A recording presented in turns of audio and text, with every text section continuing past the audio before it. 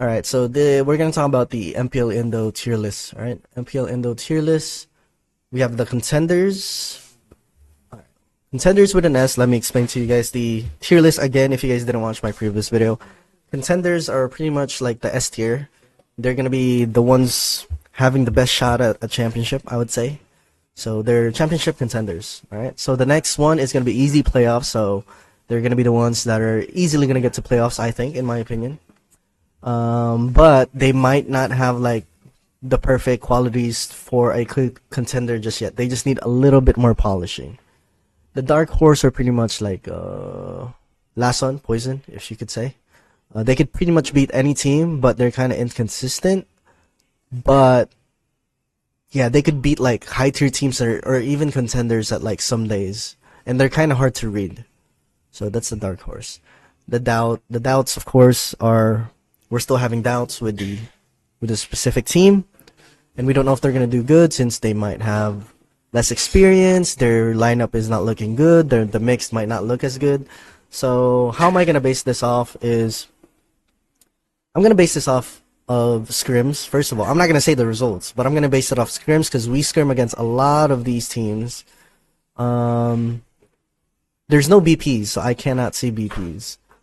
Previous tournaments and their lineup mix. Alright, that's where I'm gonna base it off. Like, I have less resources to research these MPL Indo teams since they don't have BPs like MPL PH teams do.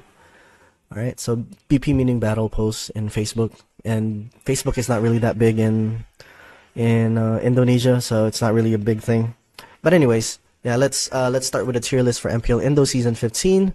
Let's start in the middle this time because I started at the right side this time. Let's start with RRQ. All right, let's start with RRQ since might as well get it over with. I'm RRQ. I think they're gonna be easy playoffs. All right, they're not contenders just yet. I think losing Skylar is kind of a big hit. Toy needs a little bit more experience. Maybe Skylar goes back into the lineup after like the second week or third week, or if they're struggling, maybe Skylar's there to save the day. Hopefully so, but also hopefully Toy could adjust and do good in the tournament. I think he's just a little nervous and he's just kind of adjusting right now.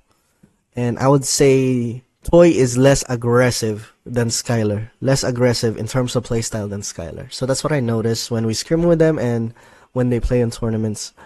And Skylar has a more carry. Yeah, he could carry. He has a carry factor, harder carry factor than Toy, right? So that's why.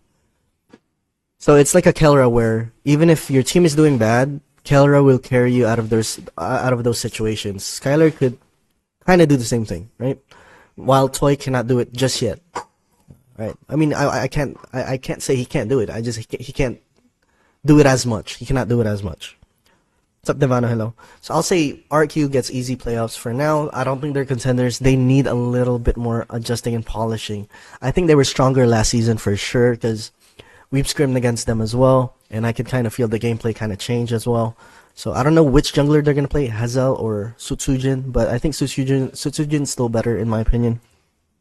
But yeah. Moving on to the next one, we have, I think we have Dewa. Alright, let's go with Dewa. Dewa's gonna be Dark Horse. Alright, so if you guys don't see, let's look at their lineup. Dewa is actually to be decided yet. I looked at their lineup, and they haven't announced anything, so we don't know about anything about their lineup. I think Liquipedia has it, but there was no announcements. But the thing is, I have info of, because we've scrimmed against them, so I'm kind of aware at how good they are, and they are really good. There's no joke. I am not even like gaslighting as well. They're really really good. They could with the way they play, they could even be easy playoffs. I don't know if we just had a bad day or we just sucked that day, but they could easily get to playoffs if they played the way they scrimmed against us, in my opinion. The players they got were rejected by their former teams. Yeah, I understand. But the thing is, yeah, I'm just basing it on, like I said, personal experience. This is my opinion. We scrimmed against them, so I know. I thought they were gonna be bad as well, but we scrimmed against them, and their team fight, they're so team fight heavy, and they're really really good on team fights. They're so aggressive, and they don't care about gambling lords as well. They don't lord dance. They just do the lord and just go off on. So that's one thing that they're gonna struggle on. They don't really know how to lord dance that much. They're kind of like a pure Indo team where they clash the best they can, or as fast as possible. Alright, so that's where Dewa's gonna go. Dark Horse. Bigetron, I think Bigetron's gonna be easy playoffs, I think. Easy playoffs. They have an all-star lineup. There's no reason for them. Actually, there shouldn't be any reason for them to not be contenders. But, I don't know, they're just looking for chemistry right now, I guess. It's the first season that they have Light. And also, I think Super Ken is kind of underperforming. This is his weakest version, in my opinion. And I even think that Annabelle might be better jungler right now than Super Ken. I don't know, Super Ken might be distracted lately. I don't know if I'm just judging or... Because I'm looking at his Instagram stories and I see a lot of like car posts. Like he's into supercars, so he might not be as motivated as before when he was new to MPL. I think Annabelle might be a better pick.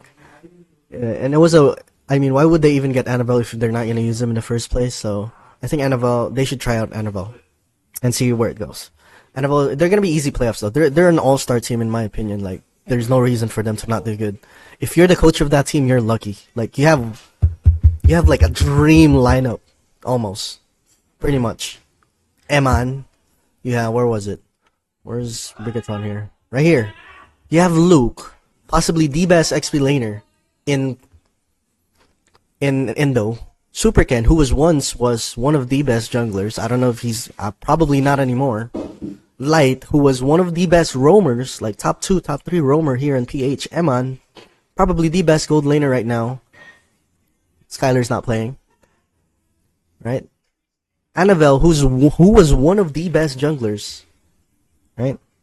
One of the best junglers, even when they were losing at Evos. If you're the coach here, you're happy. Like, this lineup is insane. Moreno has international experience as well. I'm not gonna say... Like, he's like super good like as Sans, but still. Like, this is probably the only place where you guys can find an improvement in terms of firepower. But he's still good. Like, he's not even bad. So this is like an all-star lineup pretty much. And if you're the coach for this, I don't know. If you don't do good with this lineup, I don't know what to tell you.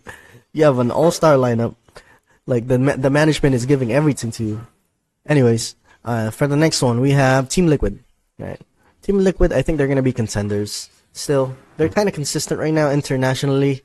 They're not, well, compared to RRQ changed their ESL lineup with Toy, right, instead of Skylar, so that's probably why RRQ kind of stepped down a little bit. And then Team Liquid, they didn't change anything, so they're still the same 5, and I think they're still going to be contenders. They didn't announce as well, like, their current lineup for Season 15, but I'm guessing it's the same thing, to be honest with you. As you can see, right here. It doesn't say anything about their lineup. They haven't announced yet. Anyways, yeah, they're still gonna be. I think it's a no-brainer. It's kind of like an Onic of Indo, I'd say. Okay, now let's go to Navi. All right, let's go to Navi. I think Navi's like right here. I'll be honest with you. Navi's gonna be down here. Well, this is based off, I guess, scrims and the firepower on their lineup as well. It's the old Rebellion lineup, and knowing the old Rebellion lineup, I mean, I try not to judge too early, but in their previous seasons, they didn't do so well as well. During scrims, I don't see any, like, any X factors or any, like, explosiveness, I guess you could say.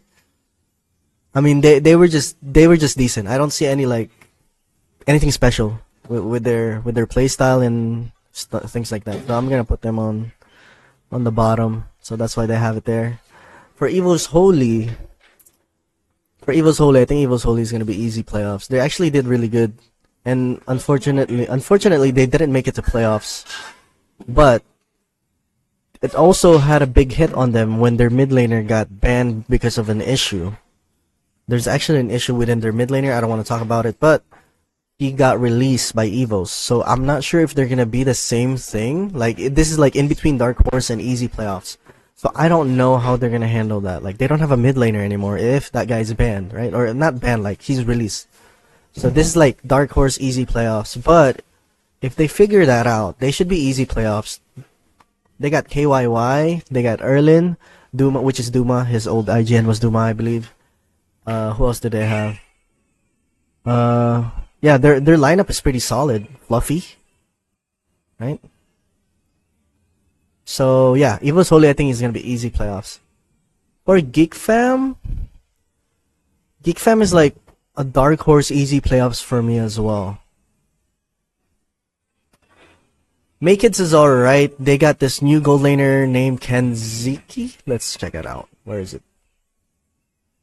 Yeah, there it is. They have the XP. They have XP Gobs, which he's just okay. I think they're still developing. Makids is also developing. He's like he's from MDL of Evos. Gobs, he's from MDL of Geek Fam. But the only like key players that they really have here is Baloy and Aboy, of course. Their new gold laner is actually pretty surprising, but there's not much of a difference with Chadera and Kenzie Sky. There you go. Yeah, there's not much of a difference. So they're about the same, like in terms of mechanics and stuff like that. Decision making as well, about the same.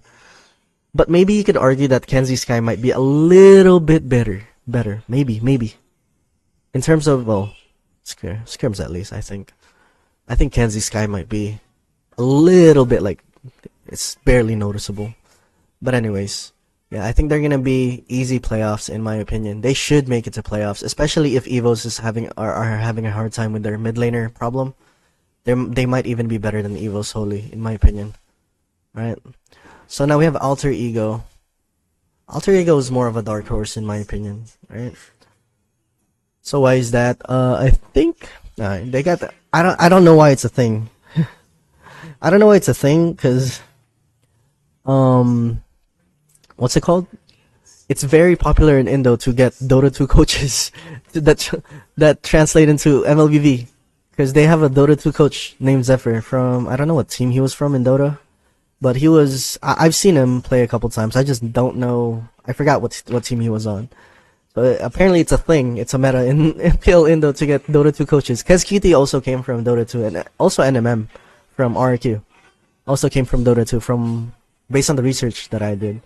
But other than that, the lineup, looking at the lineup, it's just, I don't know. For me, it's just okay. Nothing too special. Hijume came from Dewa, went from Evos to Dewa, right? This is from the ESL lineup. I don't know who this guy is. Nino, still the XP laner. I don't know who this guy is. Gebe. I don't know who their two new junglers are. Dreams, I know Dreams. He's good. Heis is he's just okay. He's decent. If you pair him up against Eman and Skyler or other insane gold laners, Aaron Shiki, he's gonna struggle. Hijume is just okay. He had his prime days during his Evos time, but I don't know if he plays as good now. Maybe they just had really good chemistry back when he was in Evos. So I think they're gonna be like dark horse for Alter Ego, in my opinion. AE did beat TLPH 2-0 during SPS. That was during group stage, but that's alright. Oh, they did. Was that Alter Ego X or Alter Ego MPL?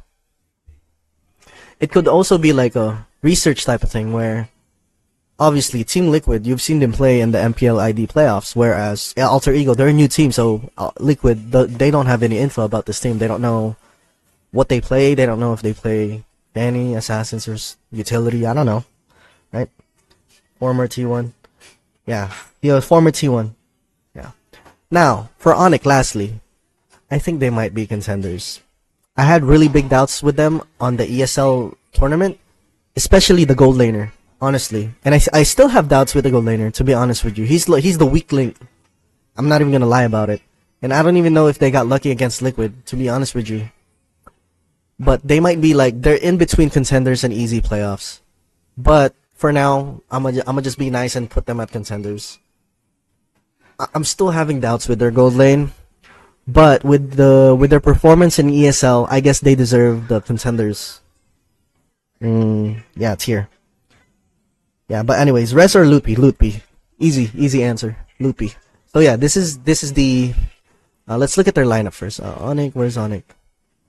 Yeah, Onic Esports. They didn't announce. They don't have anything here. But anyways, yeah, this is my MPL Indo Season 15 tier list. If you guys have your own tier list, put them down below. If you guys disagree, it's okay. You guys can comment down below your own tier list. It's your own opinion anyways.